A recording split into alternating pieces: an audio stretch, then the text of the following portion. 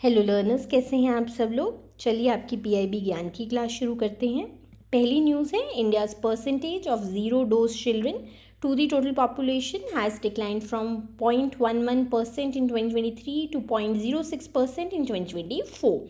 तो zero dose children आपके वो बच्चे होते हैं जिनको कोई भी डिज़ीज़ की वैक्सीनेशन नहीं दी गई होती है, कोई भी डोज उनको नहीं मिली होती है। तो ये नंबर डिक्लाइन हुआ है 2024 में, और ये दिया गया है bye UN inter agency group for child mortality estimation. वो एक रिपोर्ट लेकर आए हैं 2024 की, उसमें उन्होंने ये बताया है। तो ये क्यों पॉसिबल हो पाया है, क्योंकि देखिए हमारी सरकार ने हमारी कंट्री में यूनिवर्सल इम्यूनाइजेशन प्रोग्राम लॉन्च किया था, जिसके अंतर्गत 12 वैक्सीन प्रिवेंटेबल डिजीज़ की वैक्सीन वो बच्चों को देते हैं। और देखिए विद टाइम इन्होंने ये नंबर, जैसे 2013 में इस प्रोग्राम के अंदर 6 वैक्सीनेशन दी जाती थी, अब वो 12 है। Similarly zero dose implementation plan भी 2024 में लाया गया।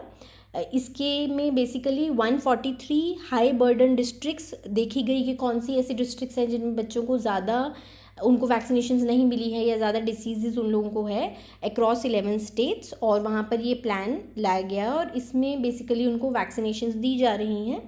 और इस प्लान को कंबाइन किया गया है विद मिशन इंद्रधनुष। तो मिशन इंद्रधनुष में अभी तक सरकार 11 आपकी वैक्सीन प्रिवेंटेबल डिजीज़ की वैक्सीन बच्चों को देती है, और इसी के साथ इंटेंसिफाइड मिशन इंद्रधनुष भी लेकर आई है ministry of health and family welfare. और अभी तक मिशन इंद्रधनुष में 5.46 करोड़ चिल्ड्रन को वैक्सीनेट किया जा चुका है, और पल्स पोलियो ड्राइव्स भी की जाती है। तो इन सारे जो प्रोग्राम्स हैं सरकार के, इनकी वजह से ये जो नंबर है वो डिक्लाइन हुआ है। Along with that UN maternal mortality estimation inter agency group ने और भी नंबर्स दिए हैं कि इंडिया में 78% ड्रॉप भी हुआ है इन अंडर 5 मॉर्टेलिटी रेट। तो 5 साल से कम बच्चे जिनकी डेथ हो जाती है उसमें नंबर में 78% ड्रॉप आया है, जबकि ग्लोबली 61% ड्रॉप आया है, लेकिन हमारी कंट्री ने वो ड्रॉप ज़्यादा अचीव किया है। और 70% डिक्लाइन हुआ है इन न्यू नेटल मॉर्टेलिटी। ये भी देखिए, क्योंकि वर्ल्ड में 54% हुआ है, लेकिन हमारी कंट्री में 70% डिक्लाइन हुई है फ्रॉम द प्रीवियस नंबर। ये 1990 से 2023 के बीच में डेटा को उन्होंने कंपेयर किया है। नियोनेटल मॉर्टेलिटी होती है कि बच्चे पैदा होने के बाद 28 दिन के भीतर अगर किसी बच्चे की डेथ हो जाती है तो वो बच्चों का काउंट पर 1000 लाइव बर्थ, जो लोग ज़िंदा रहे हैं, जो बच्चे ज़िंदा रहे हैं, उससे हम नियोनेटल मॉर्टेलिटी निकालते हैं। और जो मैटरनल मॉर्टेलिटी रेशियो है वो भी हाफ हो गई है, फ्रॉम 130 पर लाख लाइव बर्थ से अब वो 88 रह गई है एज पर दिस रिपोर्ट। तो देख रहे हैं कि हेल्थ की तरफ हमारी कंट्री बेटर पैरामीटर्स अचीव कर रही है। नेक्स्ट है all India electrical safety awareness programme organise by central electricity authority on electrical safety day.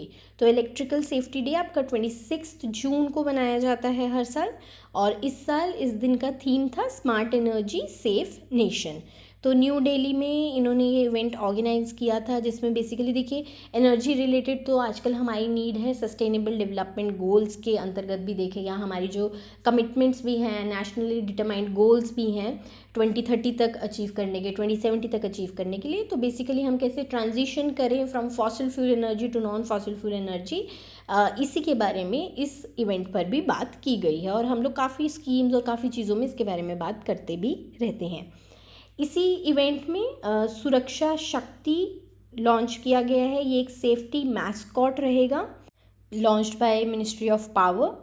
और उसके अलावा एक पूरी कॉम्प्रिहेंसिव सेफ्टी हैंडबुक भी लॉन्च की गई, जिसमें आपके घर में क्या सेफ़ इंस्टॉलेशंस होने चाहिए और आपको मेंटेनेंस कैसे करनी है अपने सारे इंफ्रास्ट्रक्चर की, जैसे रूफटॉप सोलर देखिए इक्विपमेंट लग रहा है, तो उस सब के बारे में भी उस हैंडबुक में बताया गया है।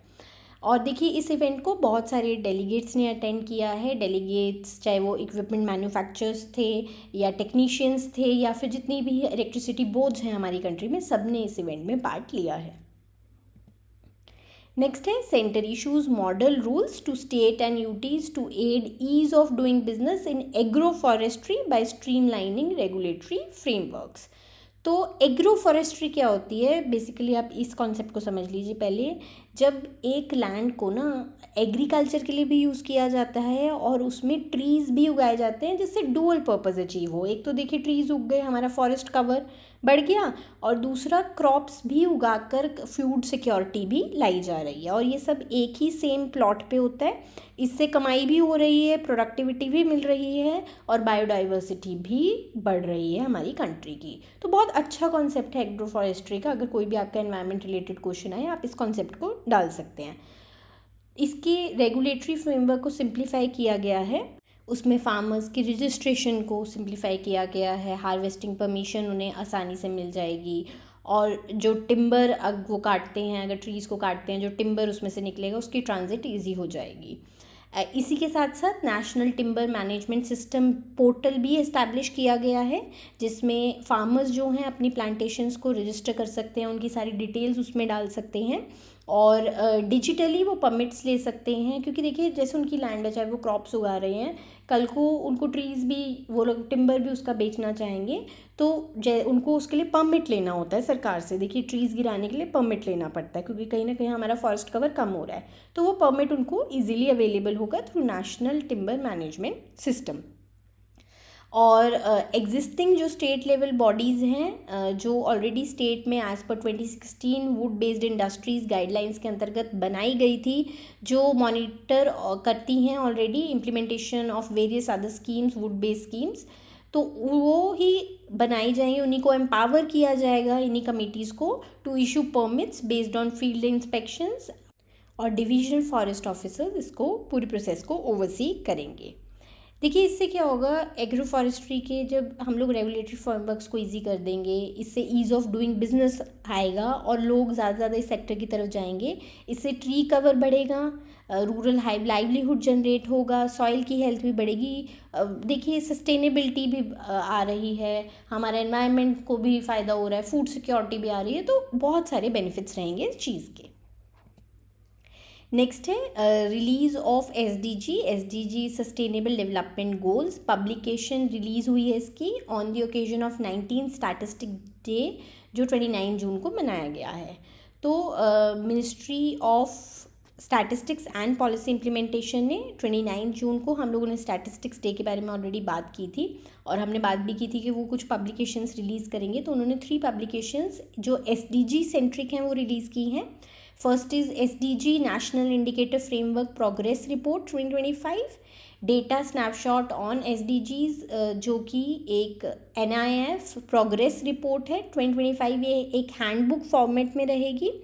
And then sustainable development goals national indicator framework of all 284 national indicators. तो एसडीजी के अंदर हमारे 284 नेशनल इंडिकेटर्स हैं जो मेजर किए जाते हैं। तो उस पूरे 284 नेशनल इंडिकेटर्स में क्या हमारा परफॉर्मेंस है, उसकी भी एक रिपोर्ट निकाली है। तो इस प्रोग्रेस रिपोर्ट की मेजर हाइलाइट्स क्या हैं, हम लोग मेजर हाइलाइट्स डिस्कस कर लेते हैं। सोशल प्रोटेक्शन जो है हमारी कंट्री में, वो रोज़ हुआ है, बहुत शार्पली बढ़ा है, फ्रॉम 22% इन 2016 टू 64.3% इन 2025। तो आप देखेंगे बहुत ज़्यादा इंक्रीज़ है, क्योंकि देखिए बहुत सारी स्कीम्स आई हैं। हम लोग देखेंगे किसान सम्मान निधि भी आई है, प्रधानमंत्री जन धन योजना है, जीवन ज्योति बीमा योजना है, अटल पेंशन योजना, ये सारी स्कीम्स क्या हैं, सारी सोशल प्रोटेक्शन को के लिए ही तो बनाई गई हैं।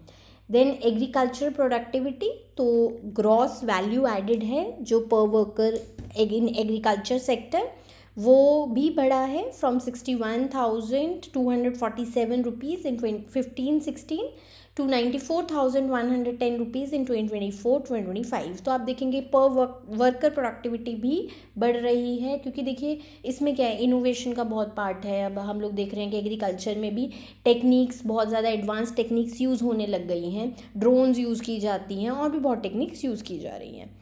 देन ड्रिंकिंग वाटर एक्सेस से रिलेटेड इसमें बताया गया है कि रूरल एक्सेस जो पानी की है, साफ़ पीने की पानी की है, वो 99.62% हो चुकी है, up from 94.57%। Then renewable energy का भी, वो तो हम लोग देखिए आए दिन रिपोर्ट्स पढ़ते ही रहते हैं, तो उसका भी जो electricity generation from renewable sources है वो 16.02% से 22.13% हुआ है। और per capita installed capacity jump हुई है हमारी कंट्री में from 64.04 watt to 156.31 watt. Waste management में भी बहुत देखिए हमने देखा ही है कि स्वच्छ भारत अभियान के अंतर्गत तो कितनी ज़्यादा हमारे देश में सफाई हुई है, बहुत ज़्यादा टॉयलेट्स भी बनाए गए हैं, ओपन डेफिकेशन फ्री हुई है हमारी कंट्री, और इस बहुत सारे रिसाइकलिंग प्लांट्स भी वेस्ट मैनेजमेंट में बनाए जा रहे हैं। From it has increase from 829 to 3036। आप देखो कितना बड़ा नंबर का इंक्रीज़ हुआ है। देन स्टार्टअप ग्रोथ, स्टार्टअप्स के नंबर भी जो है 453 से 34,293 हो गए हैं। तो देखो कितना ज़्यादा एंटरप्रेन्योरियल कल्चर हमारे यहाँ पे बिल्ड हो रहा है। और ये सब क्यों हो रहा है? क्योंकि ईज़ ऑफ डूइंग बिजनेस हो रहे हैं। हमें जो अभी इससे पहले न्यूज़ पड़ी थी एग्रो फॉरेस्ट्री रिलेटेड, वो भी क्या है? ईज़ ऑफ डूइंग बिजनेस ही तो था। देन इनकम इक्वालिटी, जो गिनी कॉफिशिएंट है आपका, तो गिनी कॉफिशिएंट ना मेजर ऑफ इनकम इक्वालिटी होता है। तो जितना कॉफिशिएंट एक कम होता है ना, उतनी ज़्यादा इक्वालिटी होती है इनकम की उस इकोनॉमी में। तो जो गिनी कॉफिशिएंट है वो भी ड्रॉप हुआ है।